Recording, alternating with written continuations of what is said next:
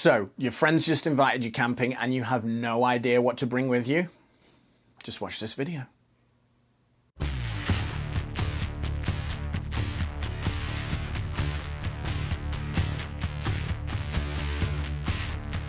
Hi guys, welcome to my channel. My name is David. This is Aeetos Outdoors. My channel is all about my journey into the outdoors. So if that sounds like something you're interested in, then please consider subscribing. Click the button down here to subscribe and click the bell icon to turn on notifications. Right, as I said in the beginning, your friends just invited you camping. You have no idea what you need to bring. I'm going to do my very best to answer that question for you. Let's get right into it. The very first thing you're going to want to do is talk to your friend, find out some of the basics. Where are you going? What facilities are there, if any? And what are they bringing? And what I'm going to kind of assume for this is that you're going camping with someone that's camped before, and they will have some of the general pieces of gear that you may need. So we're going to assume that they're going to bring a tent that you can share, or they have a tent that you can borrow. Maybe they will have some other pieces of kit. If you have absolutely nothing and your friend has absolutely nothing, then you're going to need a little bit more research than my video. But this is, let's assume you're going with someone that's been camping before, got some gear, and we're basing the video on that. One thing that really turns people off from camping or sleeping outdoors is having a bad night's sleep. So the first thing that you want to focus on is having a good night's sleep. So you are going to want something to sleep on and something to sleep under. Normally, you would use a sleeping pad and a sleeping bag. So see if you can get hold of those. Now, with all this gear that I'm going to suggest, you want to try and borrow it, ask friends and family, maybe ask in your local community if anyone can lend you anything. But if you're not 100% committed to camping or backpacking or whatever, you don't want to go out and buy gear to discover you hate it and then just have to sell it.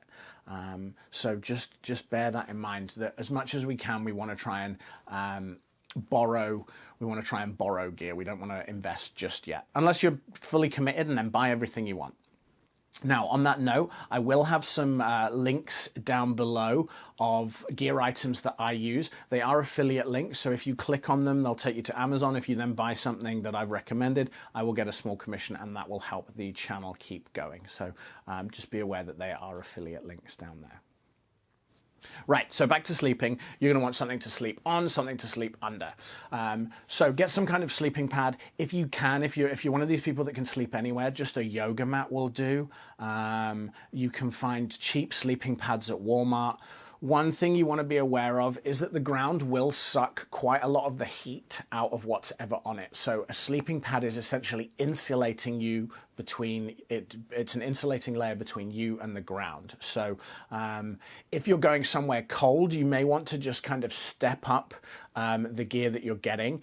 Get a decent sleeping pad with a good R value, and get a decent sleeping bag with a good comfort rating for the temperature you're going into. The last thing you want to do is be freezing all night or super uncomfortable. So sleeping pad could be a yoga mat, could be a thick blanket that you can fold up that you can bring from home or something. Or maybe your friend's got just a small inflatable sleeping pad that you can use. And then sleeping bag, even the cheap Walmart ones are decent, sort of late spring to early fall. But you want to make sure you're nice and warm and comfortable. You also want something to rest your head on, whether it's a smaller folded up blanket or a bundled up clothing items, or even a pillow from home. You know, if you are going camping somewhere where it's not too far, where you don't have to walk too far from where you're maybe stopping, or if you're camping somewhere that's not too far from where you parked, then you can afford to bring some kind of bulkier gear. So maybe you can bring a pillow from home. You know, I've gone camping with friends and they've done that, and they've had decent night's sleep. So think about that. But something to sleep under, something to sleep on, so sleeping bag and sleeping pad.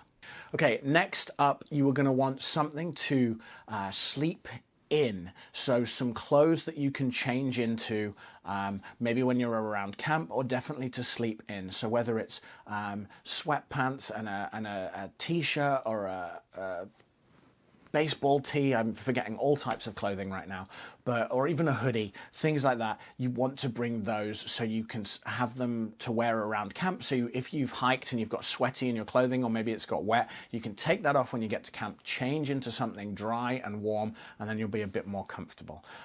Don't forget, you also want to take a toque, maybe some gloves, some warm socks, maybe a buff or a scarf or something, just in case, because you really want to be nice and warm. I recently picked up some merino wool base layers that are absolutely fantastic. I'll link up here to my my unboxing that I did of those, but they're a great piece of kit if you're looking to invest in base layers, and they don't even have to be for camping. So you've got your sleeping bag and pad, you've got some warm clothes to change into, and if your sleeping bag's not that great, the warm clothes are going to make you warmer in bed, so that will, should offset, and you should hopefully be nice and toasty. Next up, you are going to want a hygiene kit. And what I mean by this is you're going to want toothpaste, toothbrush, maybe floss, maybe some sunscreen, hand sanitizer if you can get hold of any. You're going to want some wet wipes too, maybe. If you like to sort of clean yourself up before you go to bed, having some wet wipes is a great little addition, and they don't weigh too much, but you can give yourself a quick rub down before you change into your nice, clean, warm clothes. You also want to maybe bring a small med kit, or possibly just bring some like little band-aids and things for yourself, but also bring any medications you need. If you have daily medications, obviously you're going to want to bring those, but things like allergy pills, maybe Tylenol, acetaminophen, ibuprofen, whatever, just bring, and you don't need to bring whole pill bottles, just take a couple of pills out and chuck them in an old bottle or something, or a small sandwich bag, or even Tupperware, and bring them with you. Okay, but a hygiene kit is everything that you need to sort of clean yourself while you're out there and away from our normal mod cons. Next up, we're going to talk about food. So a key thing with this is talk to your friend or friends and find out what they are bringing. Is one person responsible for a particular meal? Are people bringing coolers? Is there space in the cooler? Do you have any particular dietary requirements? Do you have any allergies, anything like that? So you want to consider all of that information. If someone else is taking care of all of the food, maybe you just want to bring snacky things. So some snacky things that are great to bring: granola bars, trail mix, chocolate bars. If you're doing any exercise, you're going to be expending calories, you're going to want to replace those. So this is a time you can be relatively guilt-free. Get some chocolate bars. I love Snickers, get Snickers. Also, hot chocolate is a great little addition. Having a glass or a mug of hot chocolate before you go to bed will actually warm you up. And on that note, I'll link to a video that I've done before up here of how to stay warm while you're camping. This could be a lifesaver for you. So click the link up there, watch that video. Hopefully it'll give you some tips to stay warm. One last thing to add on with the cook kit is maybe you're going to need to bring a mug, maybe a little something to eat off, and maybe some cutlery and stuff. You can go to a local camping store or whatever, or Walmart, and maybe pick up an enamel mug, an enamel plate, and maybe a little spork or a small cutlery set, or even you can bring some stuff from home. But bear in mind, if you're carrying it, it's going to be weight on your back, so try to get light stuff. I do have a video on my cook kit, which I will link up here, so you can click that and check that out. Right, once food is taken care of, you want to think about water. Generally speaking, 2 liters per person per day is what you're going to need. If you're at an established campsite, there might be taps, there might be access to water, so that's great. You're just going to need bottles or something to put it in, right? If there is no, if maybe you're in a backcountry site and there's no running water, maybe there's a creek or a lake or something nearby that you can drink from. You would want to filter that water probably regardless. So see if your friend has a water filter. If you can't get hold of a water filter, you might be able to pop down to an outdoors store and get hold of some water purification tablets. They are great. They're small, and you just normally one tablet will do a liter of water. So get your bottle of dirty water, drop a tablet in there. I think give it half an hour or whatever the manufacturer's instructions say, and then you'll be good to go.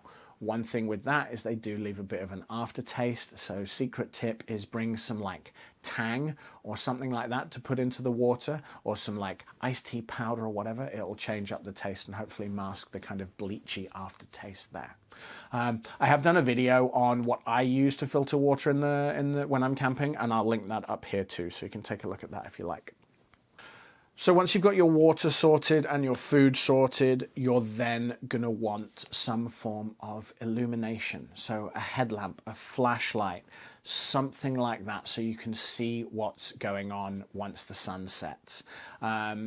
I would try to avoid using your phone. I mean, sure, we have our phones on us most of the time and we've got a flashlight on there, but phones can also work as GPS. If you're lost, if you get a signal, they're ways to contact emergency contacts if you need to. So try to preserve the battery of your phone. Maybe you want to take pictures or do a video or something.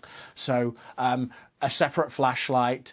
And if you're not sure how good the batteries are in it, put some new batteries in, or even bring a couple with you as backup just in case. But you're going to need something to see. A headlamp is great because it keeps your hands free, and some flashlights will have a little clip on them where you can clip them onto the peak of a cap, so that also keeps your hands free. But the last thing you want to do is wake up in the middle of the night, need to use the washroom, and not have a flashlight, not have any way, and just be fumbling around in the woods, and then you're going to do your business and then step in your business, and it's gross and disgusting. So bring a flashlight so you don't step in poop, okay? And then you are going to need something to carry all of this in. So you're going to need some kind of backpack. So maybe if you have a backpack that you use every day, you can empty all your everyday stuff out of it and put in all of this stuff. If it won't fit, see if you can borrow a backpack from a friend, a nice big one. And if you do borrow a big backpack and you've got all your stuff, don't feel the need to fill it. A lot of people that get a backpack that's really big and they will overfill and then it's really heavy. Sure, if you're camping near your car, it's not too bad. But if you have to walk any distance, you are going to feel all of that weight on your back and your hips and your feet. So if there's stuff you don't need to bring, don't bring it. And a little bonus tip, if you are going anywhere where there's water, if maybe you have to take a boat to get where you're going, or there's any chance of rain, I would strongly suggest putting your sleeping bag and your camp clothing into a bin bag, a trash bag, a compactor bag, a dry bag if you have it, but keep that stuff dry. The last thing you want to do is get to camp, set up, and have a soaking wet sleeping bag. You are definitely not going to have a fun time if that's the case. Okay, so a quick recap. Sleeping bag, sleeping pad, warm clothing, toque, gloves, socks, warm clothing for camp. You're also going to want a hygiene kit, just with your bare essentials in there. Any snacks that you may need, you're going to want to bring those too, or if you have a bit more of a hand in the food prep, then bring what you need. Communication, talk to your friend. Water, 2 liters per person per day. If you have a water filter, or if you're going somewhere where there is drinkable water, that's great. If not, you're probably going to want to carry it in. The big jugs from the grocery store, the sort of 4-liter jugs, they are great. If a little bit unwieldy, but they're great. Then you're going to want something so you can see what's happening, you can see what's going on. So a headlamp, a flashlight, something like that. And lastly, you're going to want a bag to put everything in. So that's it. If you think of anything that I have forgotten, please comment it down below so others can see that and hopefully won't be caught short. I hope I've touched on everything, but just to reiterate, talk to your friends, find out exactly what you need. Okay, well, that's everything that I can think of right now. As I said, if I've forgotten anything, please comment down below. If you like this video, please give it a thumbs up. And also, if you like it, please consider subscribing. Click the button down here. That's it for today. Thanks so much for joining me. I hope this video helps you out, and I will see you soon. Take care. Bye-bye.